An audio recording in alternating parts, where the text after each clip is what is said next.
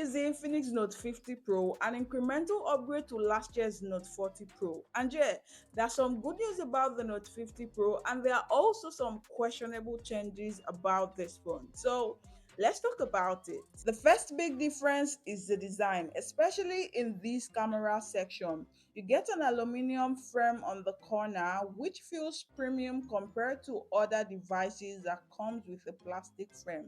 The back has a soft matte finishing, and altogether the build quality feels premium and pretty good to hold. There is only one major difference in the display of the Note 50 Pro, aside from the fact that just like last year's, we get the same 6.78 inches screen size with full HD AMOLED panel and a peak brightness of up to 1300 nits. And the change is that we now get up to 144 Hz of refresh rate coming from 120 Hz from last year's, which I think is not very useful to average users except gamers. I mean, if all you do is scroll through the internet and chat all day, then 120 Hz is pretty cool. But altogether, it's a nice upgrade. The optical fingerprint sensor for unlocking the device is on the screen, and you also get an always on display here, which for me is majorly for aesthetics. But if you think there is any other reason, then I'd like to hear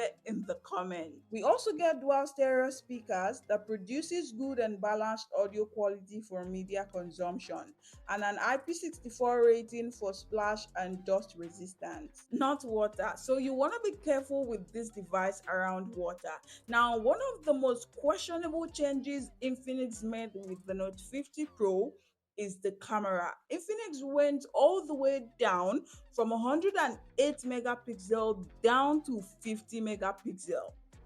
Make it make sense. Like, why? I know we're all about megapixel does not count for a good picture and video quality, but why? Like, that is so low. Even though it's an optically stabilized camera, but it is the only useful camera among all these lenses here, except the bottom lens, which is an RGB for notifications and very customizable to work with other apps. Now, for selfie camera, you get a 13 megapixel coming from last year's 32 megapixel. Another bummer in the Note 50 Pro is the processor, the G100 processor. Now, I'm not saying this is a bad processor, at least not for a simple day-to-day task like scrolling the internet, chatting, seeing a movie, and all of that. But it is definitely not the best for heavy tasks like gaming. And if you game a lot, you begin to see these weaknesses come out. Now, all I'm saying is that Transsion should try new kind of processor, at least something that will make the devices better.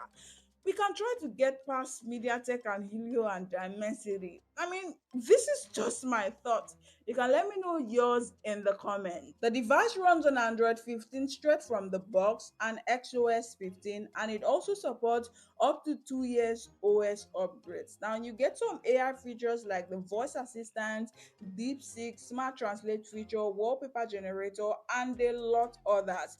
You also get live wallpapers and of course the typical Infinix bloatware too. Now for storage, we get up to 12 gig of RAM with 256 gig of memory storage powered by the UFS 2.2 and no option for external SD card for expansion. The Note 50 Pro comes with 5200 mAh battery capacity with 90-watt fast charging, and it also supports MagSafe wireless charging and bypassed charging just like last year's for gamers too.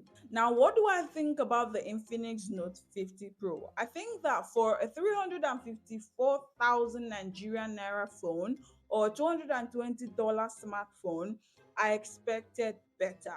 Better everything, more than just a better battery and refresh rate. I mean, something all around better, something we don't have to complain. Better cameras, better processor, you get the gist. And although I know Infinix is trying, but they can do better.